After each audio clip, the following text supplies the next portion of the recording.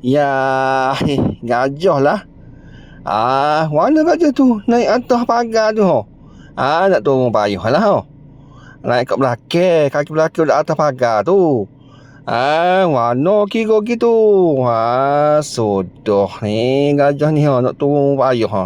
Tak boleh nak turun kali tu. Minta tolong lah. Ya, gajah lah. Mana tu dia? Anak gajah tu. Marah tu. Marah tu, ha. Dia sekali lagi, ha. Duk unggah kejar kan tu. Mana tu pala tu, ha. Kayak nak mana pula tu. Siapa nak gajah tu deh? Ada tak kena tu. Ni sisi kau boleh kan, ha. Dia sepak-sepak gitu. Ya, gajah lah. Duk makan gapo ni gajah ni? Hebatlah gajah ni. Duduk tepi jalan gini je. Kat lalu lintas jalan raya gini ya. Ya, gajah lah. Mana ni gajah ni? Nak pergi mandi sungai lah, ha. Duk minum air ni, ha. Dua ekor tu, ha. Duk minum air, boleh-boleh minum. Dia.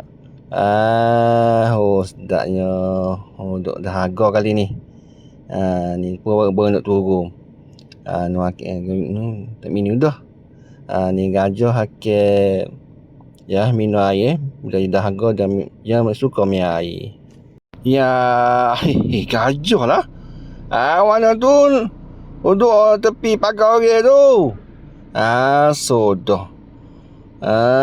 Sasak wanu gajah ni. Kau minta makan ni tu. Tepi tu, ha. Nak minta makan ni lah. Gajah ni, ha. Besar jokok ni. Tepi pagar orang tu, ha. Kat rumah. Nak masuk. Nak masuk dah. Sudah, ha. Masuk dah, ha. Ada orang kau nak ambak ni, ha. Masuk dalam rumah lah, ha. Ya, gajah lah. Ramai gajah ni. Memang gajah ni. Sudah, ha. Ada jalan slow, set-set dia, ha. Memang ni, ha. Berjujuk molek. Ya, gajah lah. Gajah buat apa tu? Duk garu belakang badan dia, ha, dengan ranting kayu. Nak garu kepala dia. Pandai gajah ni. Tak payah garu belakang, ha.